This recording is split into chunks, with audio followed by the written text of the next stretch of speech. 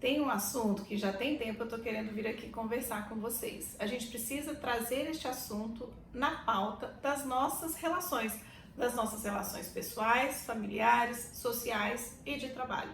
A pessoa com deficiência, essa é uma pauta relevante e a gente precisa falar dela. Vocês sabiam que a ONU, a Organização das Nações Unidas, estima que 10% da população mundial conviva com algum tipo de deficiência?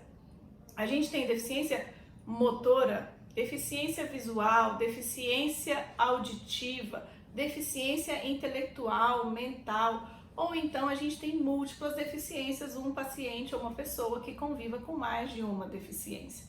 Aqui, no meu dia a dia, no meu consultório, na minha prática neurológica, eu convivo principalmente com as deficiências motoras e com as deficiências mentais. O que é importante a gente trazer hoje aqui? A gente precisa trabalhar mais a empatia.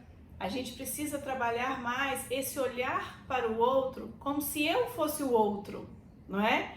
E se eu tivesse esta limitação? E se eu tivesse uma limitação de movimento que não me permitisse pegar este copo adequadamente?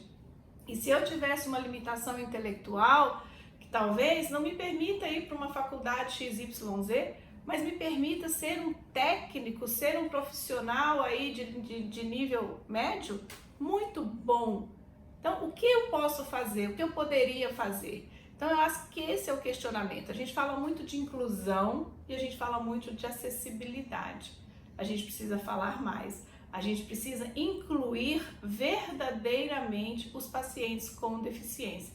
A gente precisa de políticas públicas mais abrangentes, mas a gente precisa também de um olhar, além do coletivo, de um olhar individual.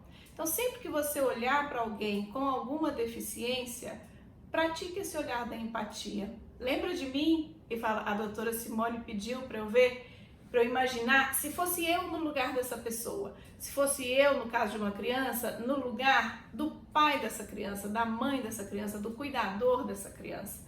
E no caso de um adulto, como é a família desse adulto, como é o cuidador desse adulto, o que ele vive, o que ele passa, quais as dificuldades.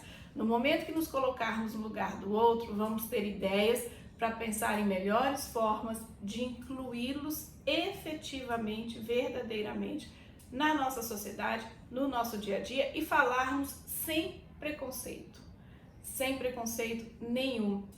Todas essas pessoas têm o direito de se desenvolverem, de desenvolverem suas habilidades, seus potenciais e se tornarem pessoas autônomas e felizes. É por isso que a gente luta, é por isso que a gente briga e é por isso que eu estou aqui pedindo para por mais empatia quando a gente encontrar alguém com alguma deficiência.